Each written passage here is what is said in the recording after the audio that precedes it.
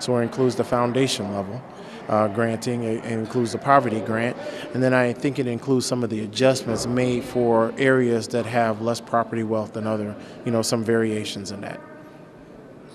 And what about the other grants that aren't included in general state aid? What are some of those grants? Wow, bilingual education, Teach for America. Wow, I wish I could name them off to you. Oh boy, mentoring programs, assessment programs, alternative programs for dropouts, true and alternative programs. It's a wide variety of programs that are in there. I know I didn't name all of them, but certainly can share with you a list of those types of programs if you like. Would it be accurate to say that you plan on making cuts to those kinds of grants, though? Well, I think some of them definitely were proposed grants, proposed cuts, I should say. We probably will wind up making, suggested cuts to all of them. But again, right now we're trying to get to a number.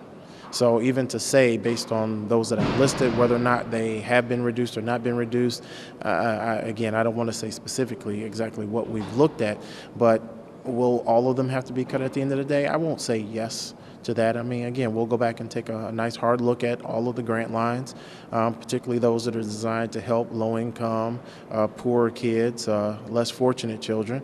We'll take a hard look at all of those programs, and I'm sure we'll make some decisions. And what about mandated categoricals like bus money and? Well, with mandated categoricals, apparently there is something called maintenance of effort, which essentially kind of dictates that you have to spend in order to maximize the federal dollars, you have to spend at least what you spent last year. Now, we obviously could make reductions in that, but that would result in less federal funding. The question is, do we want to receive less in federal funding?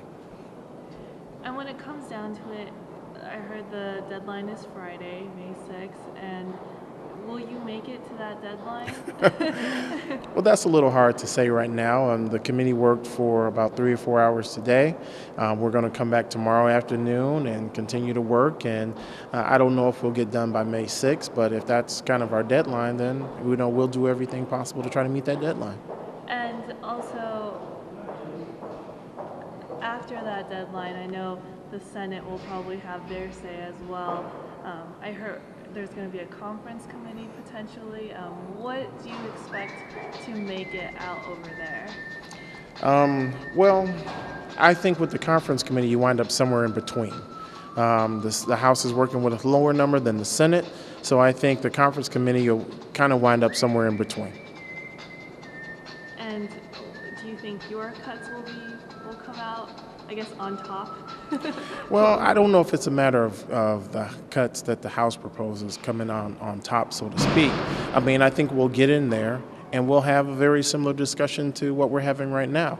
Whether or not the Senate priorities are the same as the House priorities, I'm sure in some respects they are.